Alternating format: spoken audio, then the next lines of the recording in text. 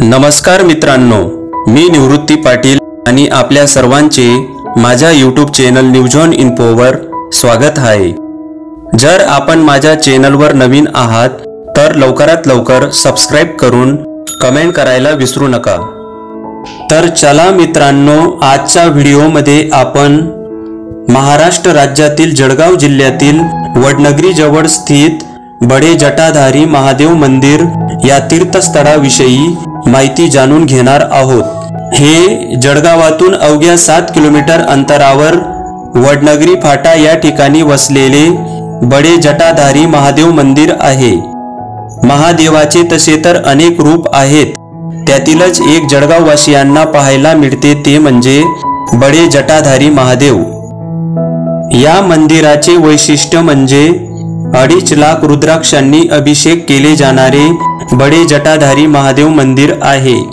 बडे जटाधारी महादेव मंदिर हे जागृत देवस्थान असून येथे भाविकांनी मानलेल्या सर्व इच्छा मनोकामना पूर्ण होतात। मंदिर निसर्गरम्य वातावरणात असून येथे दर्शन घेण्यासाठी भाविकांची गर्दी लागलेली असते।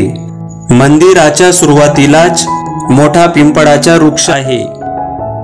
मंदिरात प्रवेश केल्यावर दक्षिणमुखी हनुमान मंदिर आहे, त्यानंतर प्रवेश होतो प्रमुख मंदिरात। मंदिराच्या गाभाऱ्यात बडे जटाधारी महादेवाचे सुरेख असे सोनेरी रंगाचे शिवलिंग आहे। शिवलिंगावर त्रिपुंड व ओम आहे। श्रावण मासात या बडे जटाधारी मंदिरात पिंडीवर रुद्राभिषेक केला जातो। श्रावणात मंदिरात अखंड हवन, अखंड ज्योत देखील लावली जाते। रुद्राभिषेक केलेले रुद्राक्ष सिद्ध झाल्यावर प्रसाद म्हणून भाविकांमध्ये वाटले जातात। हा रुद्राक्ष मिळवण्यासाठी भाविकांची मंदिरात भली मोठी रांग लागलेली असते। एका वेळी एकाच भाविकाला रुद्राक्ष मिळत असतो, त्यासाठी आधार कार्ड दाखवणं अनिवार्य आहे।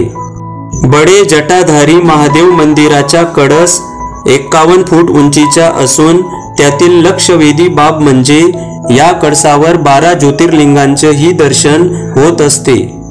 निसर्गरम्य वातावरणात स्थापना करण्यात आलेल्या या मंदिरात भाविकांना महाशिवरात्रीला साधारणतः 12 क्विंटलची साबुदाणा खिचडी प्रसाद म्हणून वाटप केली जाते।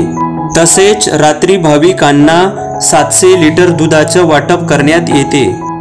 आजच्या दिवशी एवढंच मित्रांनो।